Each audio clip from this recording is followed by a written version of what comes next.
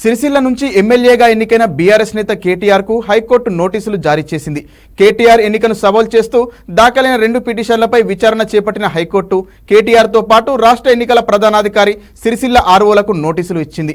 KTR nomination సందర్భంగా వాస్తవాలు వెల్లడించలేదని, అందువల్ల ఎన్నిక చెల్లదని ప్రకటించాలని కోరుతూ కాంగ్రెస్ తరఫున పోటీ చేసిన కేకే మహేందర్ రెడ్డి, లగిశెట్టి శ్రీనివాసరావులు వేరువేరుగా ఎన్నికల పిటిషన్లు దాఖలు చేశారు.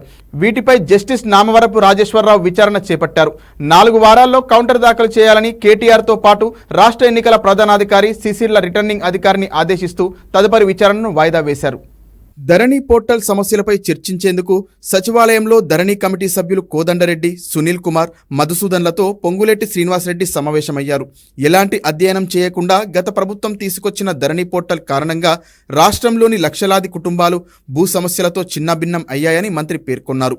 ఇటీవల ఖమ్మం జిల్లాలో పర్యటించినప్పుడు ప్రతి గ్రామంలో సుమారు 200 కుటుంబాలు భూ సమస్యలను ఎదుర్కొంటున్నట్లు తన దృష్టికి వచ్చిందన్నారు. భూ సమస్యల నుంచి ఉపశమనం కలిగించడానికి ధరణి పోర్టల్ను పునర్వ్యవస్థీకరించి చట్టాల్లో మార్పులు చేసేందుకు ఇప్పటికే అవసరమైన చర్యలు చేపట్టామని మంత్రి వెల్లడించారు. ధరణి కమిటీ నిపుణులు, అధికారులతో చర్చించడంతో పాటు 18 రాష్ట్రాల్లోని ఆర్ఓఆర్ యాక్ట్ను క్షుణ్ణంగా పరిశీలించిందని మంత్రి తెలిపారు. గత ప్రభుత్వం పార్ట్ బిలో ఉంచిన భూ సమస్యలను మరింత వేగంగా పరిష్కరించేందుకు చర్యలు చేపట్టాలని కమిటీ సభ్యులకు ఆయన సూచించారు.